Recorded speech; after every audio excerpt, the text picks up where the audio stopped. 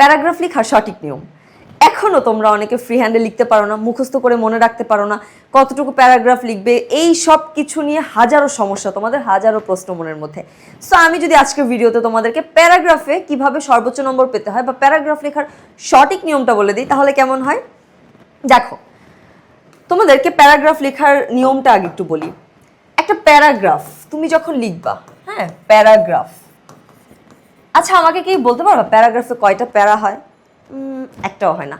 প্যারাগ্রাফে কোনো প্যারা হয় না, একদম ভরে ভরে লিখতে হয় খাতা, মানে একটা পেজে সুন্দর করে ফরম্যাটটা ঠিক রেখে লিখতে হয়। কিন্তু প্যারা হয় না মানেই কি উল্টাপাল্টা করে একটা কিছু বসিয়ে দিব লিখে রাখবো এরকম কিছু? একদমই না।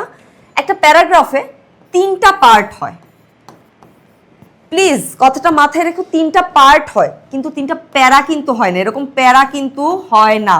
জাস্ট লেখার সময় 3টা আইডিয়া রাখতে হয় মাথায়। প্রথমটাকে বলে ইন্ট্রোডাকশন, মানে একটা বিষয়ে বলছি তোমাদের ইন্ট্রোডাকশন। সেকেন্ড ধরো body paragraph, body, and third ধরো কনক্লুশন। সো তুমি যাই লিখো না কেন তোমাকে এই 3টা বিষয় মাথায় রাখতে হবে। ধরো তোমাকে একটা প্যারাগ্রাফ দিয়েছে কি নিয়ে? Tree plantation. ওকে, ধরো ট্রি প্ল্যান্টেশন নিয়ে প্যারাগ্রাফ দিয়েছে। সো তুমি তো কোনো প্যারা করবা না, কথাটা আমি বারবার বলতেছি। সো 3টা প্যারা এখানে বলছে তোমাকে ইন্ট্রোডাকশন। ইন্ট্রোডাকশনে তুমি অবশ্যই খাতায় ভালো করে প্রেজেন্ট করবা যে ট্রি প্ল্যান্টেশন জিনিসটা কি, ট্রি প্ল্যান্টেশনের উপকারিতা কি, খুব ছোট করে 2-3 লাইনে তুমি ওভারঅল আইডিয়াটা দিবা সেখানে। বিশেষ করে হচ্ছে তুমি বডি প্যারাগ্রাফে কি কি লিখতে চাও সেটা দিতে পারো। ধরো ট্রি প্ল্যান্টেশন কি, ট্রি প্ল্যান্টেশন উপকারিতা, এইভাবে করে 2-1টা লাইন তুমি খুব শর্ট করে দিবা। তারপরে তুমি আসবা বডিতে। বডিতে তুমি যখন লিখবা তুমি তখন একদম তুমি ট্রি প্ল্যান্টেশন নিয়ে যা যা লিখতে চাও মনের মাধুরী মিশিয়ে লিখবা, কিন্তু শুরুতে কিন্তু একটা সুন্দর একটা ইন্ট্রোডাক্টরি সেন্টেন্স আমার থাকতেই হবে।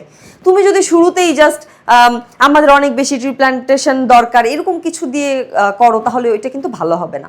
ট্রি প্ল্যান্টেশনটা কি, কেন করা উচিত, এটা তোমাকে শুরুতে বোঝাতে হবে। তারপর তুমি আসবা ট্রি প্ল্যান্টেশনের উপকারিতা, কি কি করলে মানে কি করা যায়, করা উচিত না উচিত এগুলা। অ্যান্ড কনক্লুশন, কনক্লুশন কি? উপসংহারটা। সেখানে তুমি উল্লেখ করতে পারো প্যারাগ্রাফ তোমার ট্রি প্ল্যান্টেশনটা যদি তুমি না করো, ট্রি প্ল্যান্টেশন না করো কি হতে পারে, ট্রি প্ল্যান্টেশন উপকারিতা, তখন তুমি এটা শর্টলি লিখে ফেলবা। সো একটা প্যারাগ্রাফে কোনো প্যারা না, একটা প্যারাতে লিখবা, কিন্তু পার্ট থাকবে এরকম 3টা। হ্যাঁ, তুমি যদি আসলে তোমার খাতায় টিচারকে যদি তুমি নাই বোঝাতে পারো যে তুমি কোন বিষয়ে প্যারাগ্রাফটা লিখেছো, উল্টাপাল্টা লিখে দিলে কিন্তু তুমি ভালো মার্কস পাবা না।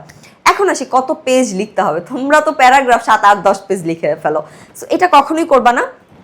যতটুকু ধরো তুমি 10 মার্কসের একটা প্যারাগ্রাফের জন্য 2-2.5 পেজ, এর বেশি আসলে দরকার নেই। কিন্তু আমি পেজের কথা না বলি, তোমাদের যেহেতু 150 বা 200 ওয়ার্ড বলে দেয়, সো তোমরা 200-250 ওয়ার্ডের মধ্যে শেষ করে দিবা সেটা। পেজ এই কারণে বলবো না, এক একজনের লেখার ফন্ট কিন্তু এক এক রকম। সো কেউ অনেক ছোট করে লিখে তার জন্য 3 পেজ ভরাটা খুবই টাফ হয়ে যায়। কেউ যদি হচ্ছে তোমার একটু বড় লেখা হয় তার জন্য 3 পেজ খুব ছোট হয়ে যায়। সো এই বিষয়গুলো মাথায় রেখে পেজ না গুনে সুন্দর করে যত সংখ্যক ওয়ার্ডের কথা বলে সেভাবে একটা প্যারাগ্রাফ লিখে দিবা। আর এই 3টা জিনিস মাথায় রাখবা, তাহলে প্যারাগ্রাফে তুমি সর্বোচ্চ নম্বর পাবা।